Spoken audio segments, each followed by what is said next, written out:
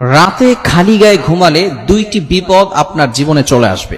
আপনার লাইফে must be দুইটি বিপদ চলে আসবে যারা রাতে খালি গায়ে ঘুমাবে।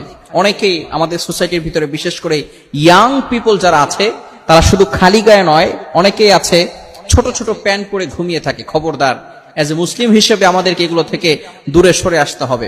দুইটি বিপদ কিন্তু আপনার লাইফে চলে আসবে, তখন কিন্তু আপনি কঠিন মুসিবতের ভিতরে পড়ে যাবেন। মনে রাখবেন, নবীজি সাল্লাল্লাহু আলাইহি ওয়াসাল্লাম আমাদেরকে সব শিখিয়ে দিয়ে গিয়েছেন। 23 বছরের জিন্দেগিতে তিনি যখন ইসলাম প্রচার করার সুযোগ পেয়েছেন, নবুয়ত প্রাপ্ত হয়েছেন, তারপরে 23 বছরের জিন্দেগিতে নবীজি সাল্লাল্লাহু আলাইহি সাল্লাম আমাদেরকে A to Z সব শিক্ষা দিয়েছেন। কিভাবে আপনি টয়লেটে গিয়ে নিজেকে পরিষ্কার পরিচ্ছন্ন রাখবেন, সেখান থেকে শুরু করে আপনি বাইতুল্লাহর ঘরে গিয়ে কিভাবে নামাজ পড়বেন, সেটাও নবীজি সাল্লাল্লাহু আলাইহি সাল্লাম আমাদেরকে শিক্ষা দিয়েছেন। আমাদের নবী একজন বাবা তার সন্তানদেরকে যেভাবে শিক্ষা দেয়, আমাদের সকলকে হাতে কলমে সেভাবে শিক্ষা দিয়ে গিয়েছেন। নবীজি সাল্লাল্লাহু আলাইহি ওয়াসাল্লাম জানিয়ে দিয়েছেন, রাতের বেলা ঘুমানোর আগে ওযু করে ঘুমাতে হবে।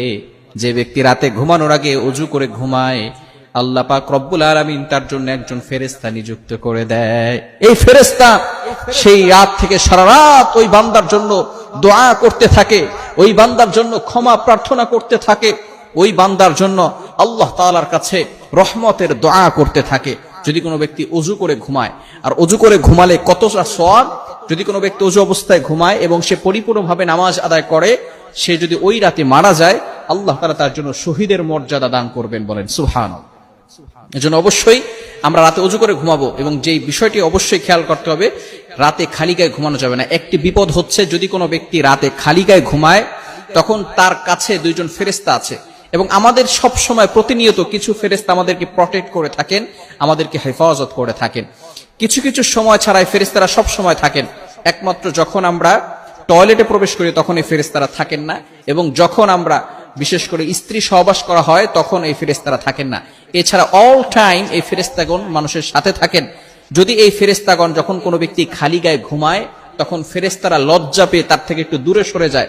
আর ফেরেশতারা যখনই দূরে সরে যায়, তখনই কিন্তু এই বান্দাকে বিভিন্ন ধরনের পোকা মাকড় অ্যাটাক করতে পারে। আপনি দেখতেছেন আপনার শরীরে যতগুলো ছিদ্র আছে, আল্লাহু আকবার, আল্লাহ তাআলা কিভাবে আমাদেরকে প্রটেক্ট করছেন, হেফাজত করছেন। আমাদের নাকের ছিদ্রের, কানের ছিদ্রের যে জায়গাগুলো রয়েছে, মুখের যে জায়গাগুলো রয়েছে, সমস্ত জায়গায় আল্লাহ তাআলা ফেরেশতা নিযুক্ত করে দিয়েছেন, যাতে করে আমি ঘুমিয়ে যাব আর আমার নাকের ভিতর দিয়ে, কানের ভিতর দিয়ে কোনো পোকা মাকড় ঢুকে যাবে, এই জন্য আল্লাহ তাআলা ফেরেশতা নিযুক্ত করে রেখেছেন। কিন্তু যারা রাতে খালি গায়ে ঘুমাবে, ফেরেশতারা লজ্জাবোধ করে সেখান থেকে চলে যাওয়ার কারণে, একটু দূরে সরে যাওয়ার কারণে, সেখানে কিন্তু